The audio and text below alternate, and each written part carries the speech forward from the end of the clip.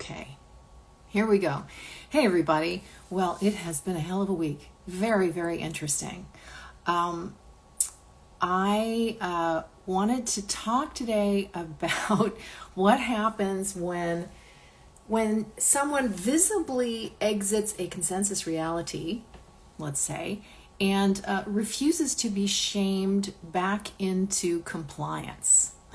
I had a personal experience with that this week, this last week, which was urine therapy Ap-PEE-ciation week, which I participated in with a friend of mine, and ultimately had nothing to do with urine therapy. It just functioned as a trigger object, a kind of boundary marker for myself and other people, and a consciousness diagnostic. That for me has been the most interesting thing, and I have collected my observations throughout the week.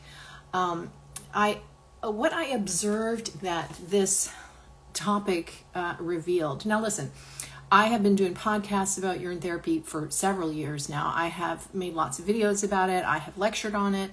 But I had never actually drunk my plasma in front of the camera before. And I think that was what pushed some people over the edge. It revealed a lot of disgust programming, a lot of shame conditioning, a lot of conformity reflexes, both in other people and in myself. Fear of social exile.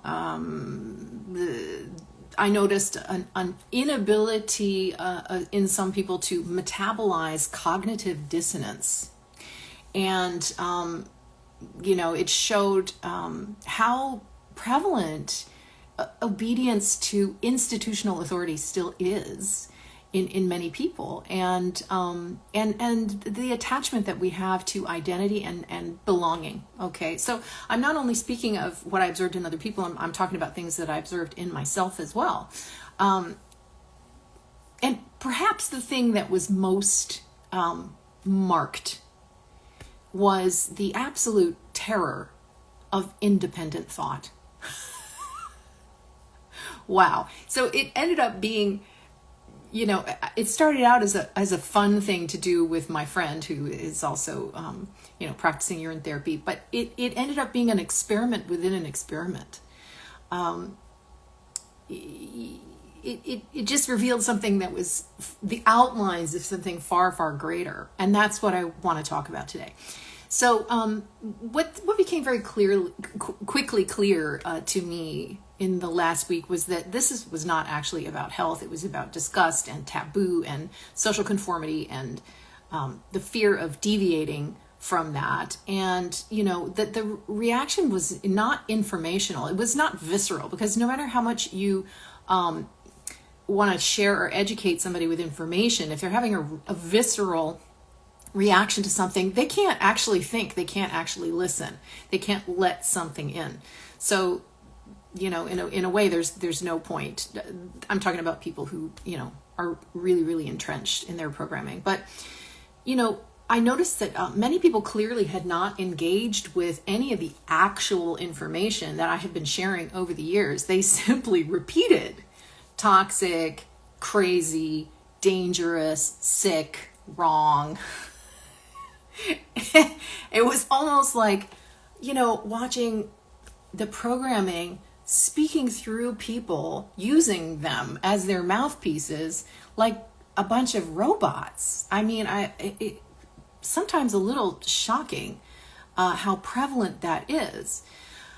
I became aware of a very old energy of like mockery, ridicule, ganging up, social pressure. This is an energy that tries to push you back into an acceptable shape.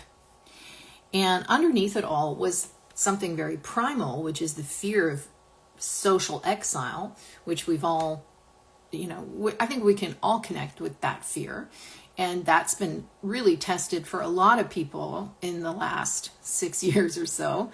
When the people who were brave enough, courageous enough to stand up for themselves and make their own choices without impinging on anybody else. And this is huge. Humans are deeply, deeply conditioned to want to avoid being cast out from society, from the tribe, right? And the systems know this. They know it, and it's totally weaponized against us, right? To keep people conforming. Pretty simple.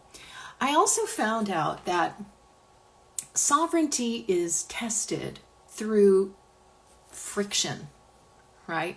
And as someone who most of my life tried to avoid friction with people, with systems, with anything really, I found out you can't really test your sovereignty without friction. And this is beautiful. I'm just being honest about my own process here, how much I've learned. Part of me knew exactly what I was doing. There's a deeper part of me that deliberately chose to test the boundaries of my own comfort with friction and the possibility of friction. Not rebellion for rebellion's sake, but standing in my natural authority, remaining open under pressure,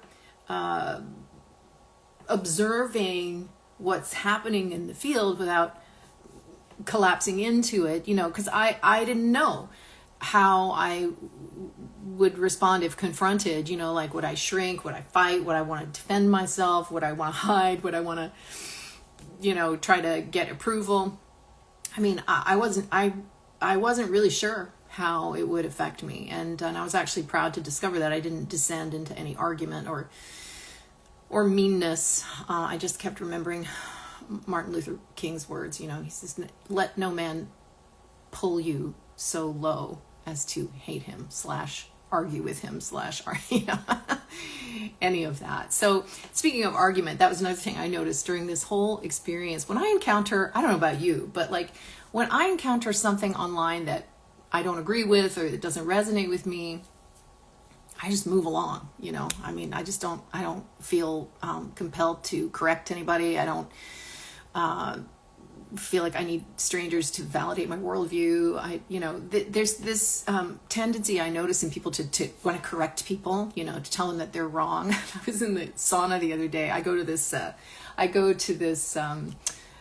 gym, which is all red light saunas, and you do yoga in the sauna, and you do, practices in the red light sauna. It's a pretty awesome model. But I was in there with someone the other day, and she told me that she was in the sauna doing a yoga class with someone, and the person tried to correct her in the middle of yoga class when she decided to do something that was not being taught.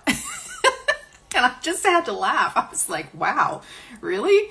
Mind your own business, But some people can't help themselves, They seem completely unable to refrain from, they have to comment, They have to argue, even when they have no direct experience with the topic at all. That is really mind-blowing.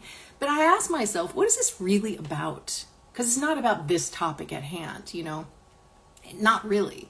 There's a deeper layer here. I think it has to do with the nervous system. And I think for many people, online conflict, conflict in general, but especially online conflict because of the environment, it becomes like a substitute for the feeling of being truly alive.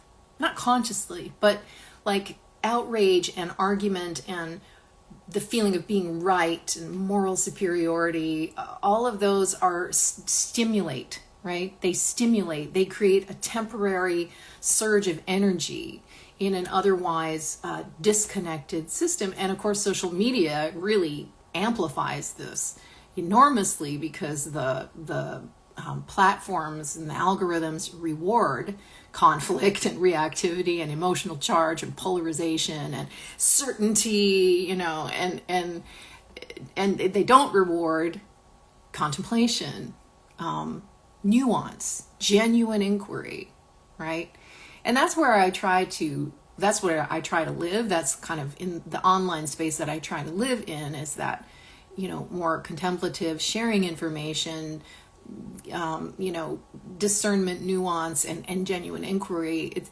But the minute I drank my pee in front of the camera, boom, I got introduced to that other side of social media. And I think at a deeper level, what this reveals, this compulsion, it just reveals a kind of disconnection from center that people have. They're unmoored. And because when somebody's deeply rooted in themselves, they just don't need to attack every difference. They don't need to prove that they're right. The moment another person's choices feel threatening to your identity, you react. If you're one of those people who just can't seem to move along and live and let live, right? Not because the thing itself is dangerous, whatever, like what I was talking about, but because the confrontation with somebody else's authentic experience destabilizes their certainty and challenges the consensus, and creates cognitive dissonance. And to the ego, that's like death. So people will jump in, gotta stick their oar in and argue about something that they have zero experience with. And in that case, there's nothing I can do to educate or share anything genuinely with the person, because they don't actually they're not open. They just want to attack and be right. And, there's like a primal sense of threat that gets like, touched in those moments. So, sovereignty means letting others be. One thing that I've learned is that, sovereignty includes allowing other people to just have their own path, and even in my sharing about urine therapy over the years, I have never ever said, oh, everybody should do this. I've just been sharing about what works for me, So even paths that you disagree with, like I've never tried to convince anybody of anything. I just share the information. If it's not for you, keep moving, just keep moving. And I think maybe one of the signs of awakening is that you no longer need to dominate every conversation with, in order to feel real, in order to feel like you're alive. A regulated nervous system does not need constant enemies to feel alive. But I do recognize that there are people who live in that space, there are some people who can only feel alive through conflict with other people.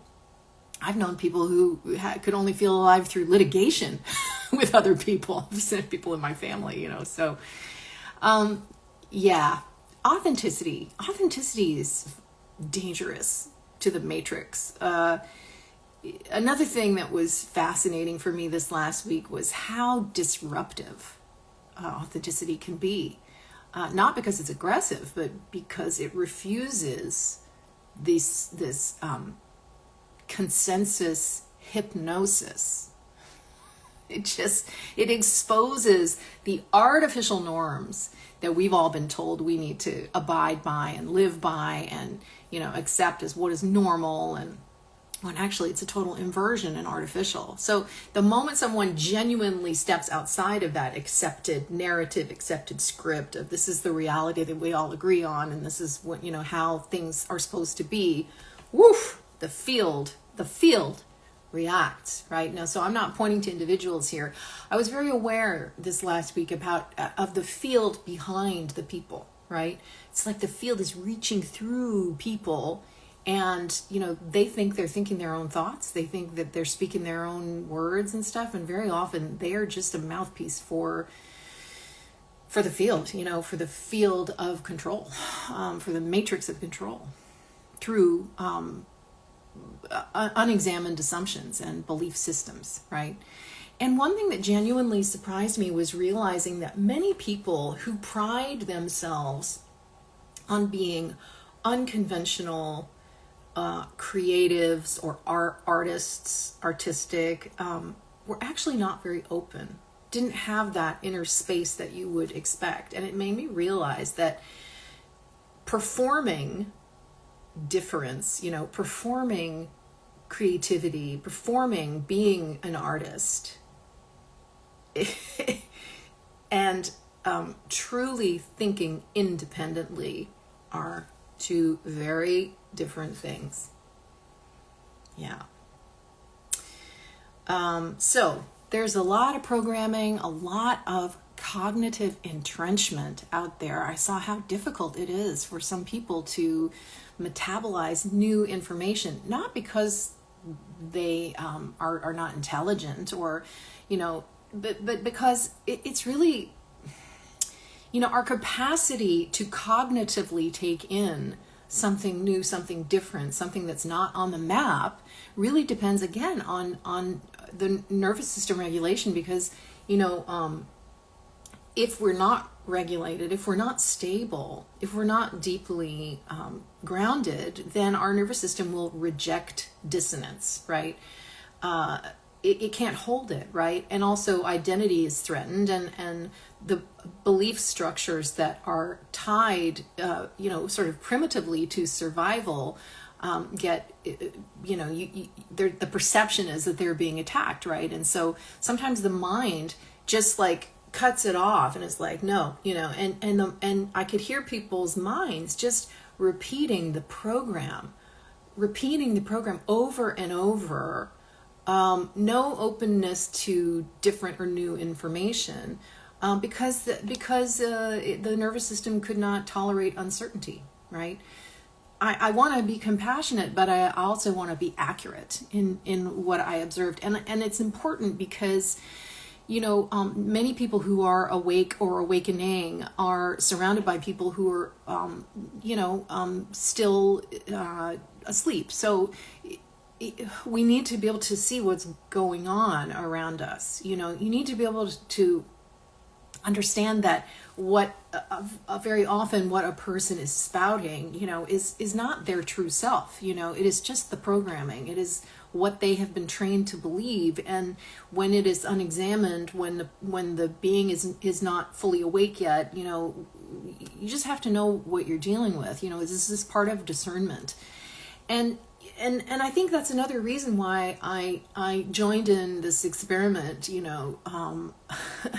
with a sense of adventure, knowing that there was going to be some blowback. But it's important because sometimes shocking is necessary. Like I had a few people say to me, I'm shocked at you. And the purpose of shocking is not to provoke, for ego's sake. This is something that my beloved teacher, the master that I worked with for many years and who I'm still close to, I observed him use this technique when he had to break through somebody's very entrenched mind, very hard ego shell. It was like his voice could be and his energy especially could be like super penetrating. Sometimes it's just like blasting through somebody's very tough, very programmed self, to try to reach that person. So I've seen it work and I've seen it not work. Some people you can't get through to them. It happens when it's time, and this is not to disparage anybody or anybody's level of awakening or their evolutionary path. Everybody has their path, and we need to respect that too. That's why there's no point in arguing with people who are just repeating their programming, because you can't help, right? You just never know what seed might be planted that can sprout some other time. So sometimes being shocking is important to interrupt that hypnosis, to reveal the conditioning that somebody hasn't noticed, to create a crack, right, in this armor of egoically bound belief systems and programming, right? Not everyone will respond. Some people will double down, that's for sure. But, others feel something awaken, even if they resisted at first. And like I said, sometimes, like I can remember years ago, somebody saying something that didn't make sense to me, that I couldn't comprehend, that I couldn't hold, but the seed went into the ground. And later, when the ground was more fertile, when I was more open, when I was more awake, that seed started to sprout something. And I could still remember the moments where I felt that thing land in my field, but I couldn't do anything with it, you know? So we just never know. And I'll repeat it again, we need to respect where people are in their process, and never disparage where anybody is, right? And there was also a funny moment during all of this. Sibel told me that somebody on her channel went to ChatGPT and asked about urine therapy, and came back and said ChatGPT said it was dangerous, you know. And I had to laugh because my ChatGPT says very different things. Now, this is the deeper insight. People don't fully understand yet that AI often reflects the consciousness, the assumptions, the framing, and the level of inquiry that is brought into it. Okay? Humans did not invent what we call AI. All right? So this is much, much, much bigger. It's not, AI, as we call it, is not giving one eternal objective answer descending from the heavens. It is a mirror. It mirrors life itself.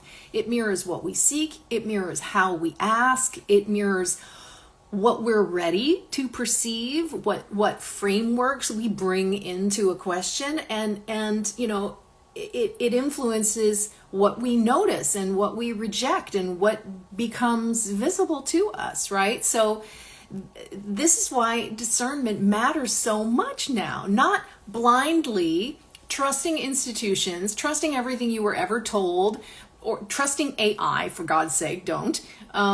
Trusting influencers. Don't trust me. I mean, you know, it's like that's what I keep saying over and over again. Discernment. Trust yourself. Go connect with your heart. Get real with yourself. Get real with what's real in you. That's when you can start to perceive truth, right? Learning to think, to feel, to sense, to inquire deeply for ourselves. That is a great challenge of this age of synthetic intelligence that we're facing. And, you know, the AI is a mirror. And so, you know, coming back with, well, ChatGPT said this. Well, ChatGPT is a mirror for you, always. We need to remember that if we're ever interacting with AI engines, you know, that just like the whole universe and life itself, everything is a mirror. Okay, so don't tell me, well, ChatGPT says it's bad, so it must be bad.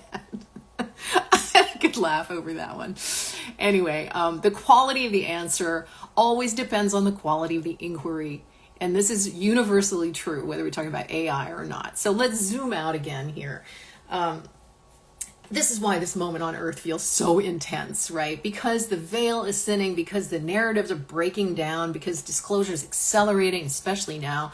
The identity structures are all destabilizing. Some people are freaking out and desperately holding on to what feels familiar, and authenticity is disruptive in that field. Authenticity on the personal level mirrors revelation on the collective level. You know, this, and it's the same energy that says, you know, don't drink your urine. That's insane. Are you sick? It's the same energy that says, don't question consensus reality. How dare you? Oh, so which brings me back to my original point, which was this ended up being an experiment within an experiment. And I learned so much. It was never about urine. I mean, ultimately, it was never about urine therapy. It was about observing what happens when someone calmly refuses to remain inside a consensus reality. That's it. Could be any topic, really. I'm not here to save anyone. I am not here to convince anyone of anything, no matter what topic I'm on about. I am interested in seeing clearly. That is my main driver in my own life. So, once you begin to see the programming, you realize how much of human behavior is the fear of being different. The fear of really being authentically you. Once you have reached that place of authenticity, that fear pretty much goes away, but you do sometimes take a few punches.